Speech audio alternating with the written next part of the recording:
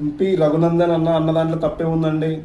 ఆ, మేము సంవత్సరానికి 2 కోట్ల ఉద్యోగాలు ఇస్తున్నాము, ఇవ్వలేకపోతున్నాము.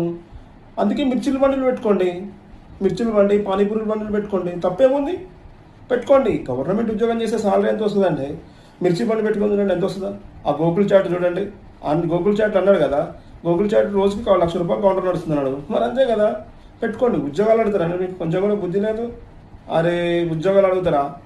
పేపర్ లీకేజ్ అయింది అనుకోండి, మళ్ళీ రాయండి. మళ్ళీ ఓపిక లేకపోతే మిర్చి బండి పెట్టుకోండి. మిర్చిల బండి పెట్టుకోమన్నారు కదా అని చెప్పేసి మళ్ళీ గ్యాస్ రేట్లు, మళ్ళీ గ్యాసుల గురించి మాట్లాడద్దు. మళ్ళీ మీరు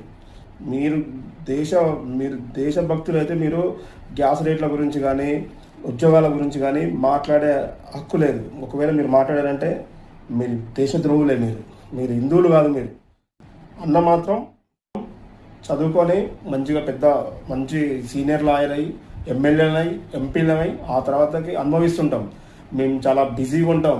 ఈ దేశ సంపదను మొత్తం దోచిపెట్టి అదాని అంబానీకి ఎలా ఇవ్వాలో మేము మా నాయకులం ఉంటాం.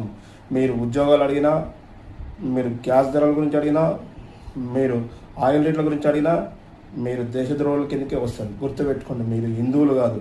మీరు నిజమైన హిందువులు అయితే మీ దేశం మీద మీకేమైనా బాధ్యతలు ఉంటే మీరు ఒక పూట అనేది తినండి.